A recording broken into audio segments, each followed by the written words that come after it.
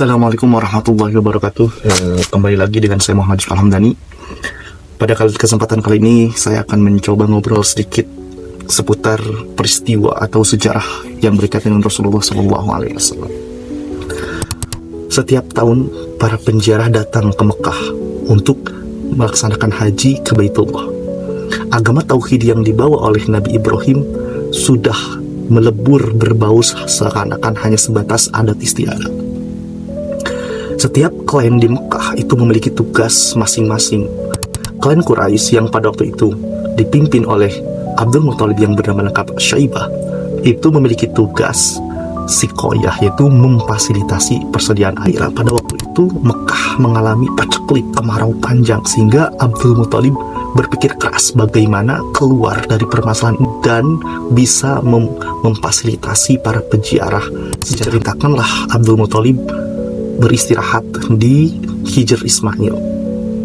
Perlu diketahui bahwa pada saat itu sumur Jam-Jam belum ditemukan karena dikubur oleh suku Jurhum, dan suku Huja'ah tidak begitu tertarik untuk menggali kembali sumur Jam-Jam yang dikubur oleh suku Jurhum. Singkat cerita, ketika Abdul Muthalib tertidur, beliau bermimpi, yaitu di mana ada seseorang yang mengabarkan tentang tempat sumur Jam-Jam itu berada. Mimpi pertama Abdul Muthalib kurang begitu yakin, tapi ketika sudah sampai mimpi ketiga, mulailah ada penjelasan di mana Abdul Muthalib mesti menggali sebuah tempat yang dipenuhi oleh kotoran dan darah, yang mana tempat itu sendiri pun terletak antara berhala Ishaq dan Nail.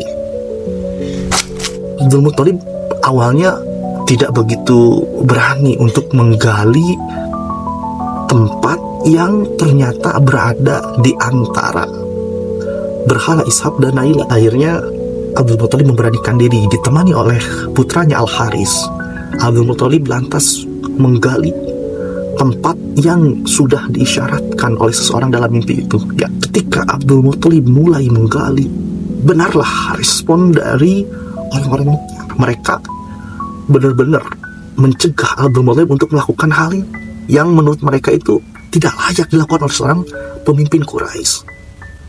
Sehingga untuk menjawab respon dari orang-orang Mekah, Abdul Muthalib bernazar sebagai bentuk untuk meyakinkan kepada warga Mekah, saya akan mengorbankan anak laki-laki ketika saya sudah memiliki 10 anak atau lebih, kata Abdul Muthalib.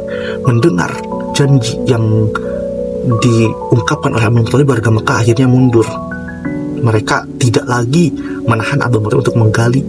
Kenapa? Karena mereka percaya dan meyakini bahwa apa yang dilakukan oleh Abdul Muthalib ini benar-benar hal yang bukan main-main. Akhirnya Abdul Muthalib pun menggali bersama putranya, yaitu Al-Haris. Singkat cerita, di tengah penggalian ditemukanlah harta karun, yaitu salah satu harta yang terkubur di zaman suku Jurhum dan suku Huja'ah. Harta karun yang ditemukan tersebut berupa patung emas, 2 patung emas, dan alat perang. Melihat adanya harta karun, warga Mekah menginginkan harta tersebut. Namun Abdul Muthalib tidak bisa dengan begitu saja mengiyakan keinginan warga Mekah tersebut. Akhirnya dibuatlah undian, yang mana undian ini diperuntukkan untuk Abdul Muthalib dan untuk warga Mekah. Disiapkanlah 3 ember.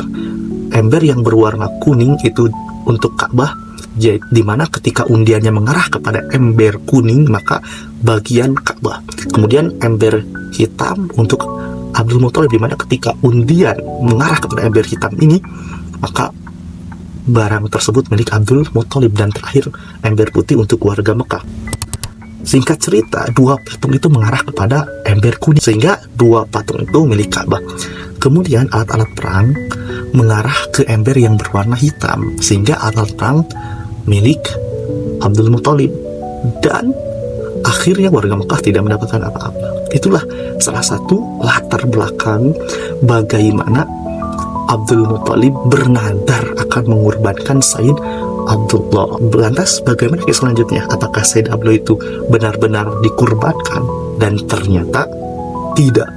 Nah, dalam kesempatan selanjutnya kita akan mencoba membicarakan bagaimana kisahnya sehingga Said Abdullah tidak jadi dikurbankan. Nanti akan ada kisah panjang yang kita ceritakan dalam kesempatan berikutnya. Terima kasih.